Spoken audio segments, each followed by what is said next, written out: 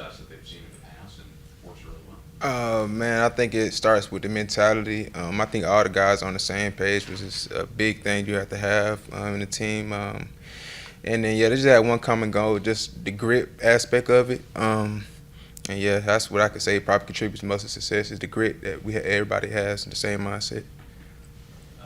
Missouri this year obviously has a good receiving core with Luther and doing all that. How is the ability to make defenses worry about the ball going deep down the field? How is it going to help you guys in the backfield by opening up Oh, the running game? yeah, definitely. I mean, we have a deep receiving core. I mean, you definitely have to pick your poison.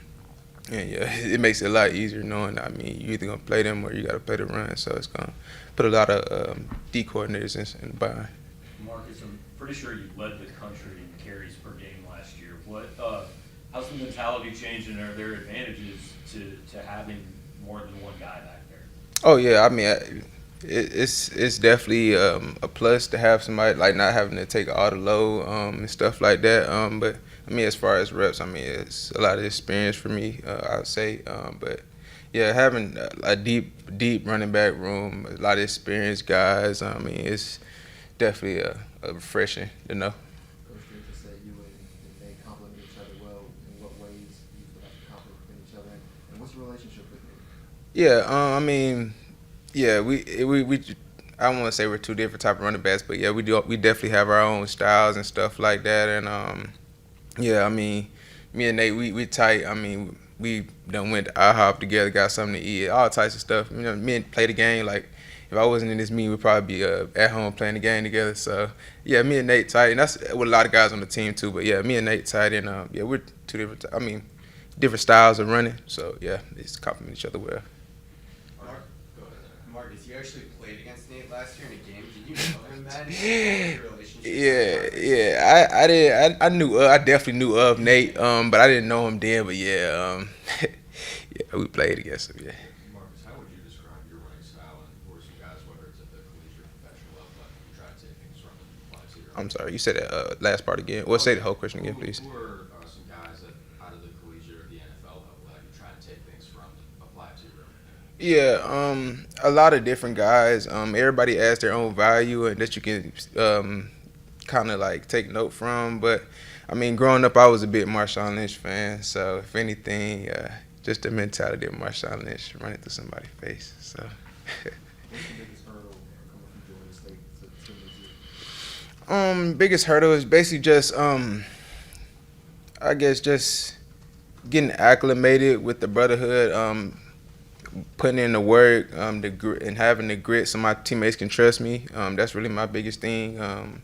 Of course, the playbook come along pretty well and stuff like that. But yeah, just getting acclimated into the brotherhood. Just yeah, that's really probably the biggest thing.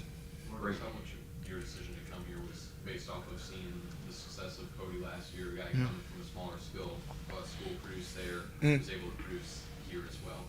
Yeah, I would say Cody was, you know, a bit of a reason, but I say for the most part, just how this program is built, the son-approved mindset. I feel like that's something that just, I mean, that carried with me since my rec ball years, high school years, and it only felt right. You know, I feel like Coach Drink and the staff does a great job.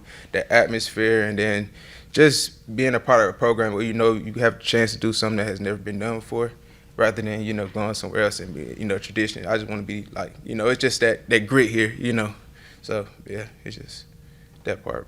Brady has set he's intent on making the most out of his last year and being an offensive leader. What's his message to you guys about where he wants this offense to go, where he wants the season to go? Me personally, Brady just uniquely be you. I think I talked about it the other day. You don't have to try to come here and beat somebody or, what I'm saying, try to come here to replace and do the. Just be uniquely you and your style of playing. Everything will take care of itself as long as you got the grit and you ready to go get it. I mean, just be yourself. You know what I'm saying, and have fun.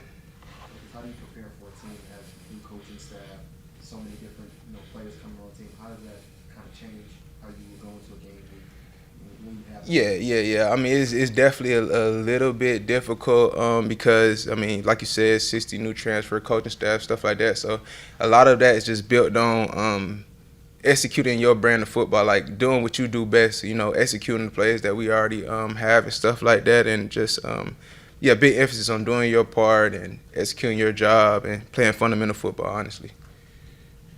Marcus, how do you feel that you were just talking about how you feel that something that's been something that you've carried throughout your career? Do you feel like you've been overlooked at certain times?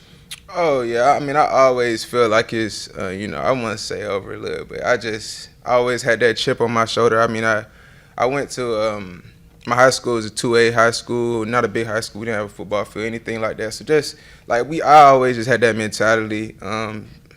You know, it's always something to prove. Even like you can get to a certain point like last year I did pretty good, but I feel like it's a lot more on the table for me. So something to prove is just something that like really stuck with me. You know what I'm saying? And it's crazy that that's what everybody's on here. So it just feels right. Is that something that's easy for you newcomers on this team? Because I mean, Mizzou's got about 40, I think. And y'all that weren't here last year, is it easy for you to come in and kind of continue that mindset of the things you learned? Oh yeah, I mean, that locker room, like people talk about it all the time, but man, that locker room is really something special, man. I mean, when you have a lot of guys moving in one direction, it's not hard to buy in, especially if that's something that you're already like processed to be built on. So I say that brotherhood is really just a big reason. I mean, they embrace you, they'll show you the way, and stuff like it's not hard at all with the locker room we have, and the teammates we have, and the leaders we have on this team. So Tyler, a couple more. What impresses you the most about your offensive line?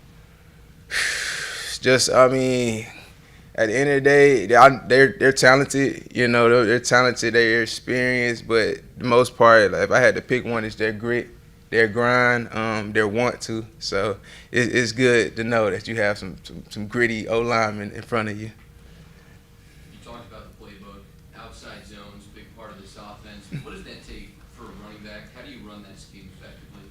I mean, yeah, I mean, it's literally the little details. I mean, from just having disciplined eyes to trusting your paths, just little things like that. Nothing exotic. It's not, you know, rocket science, but just trusting the same process that the coaches taught us, and just knowing, like, you know, just after that, then after you get to the fundamental parts, just play football, like, you know, just play football.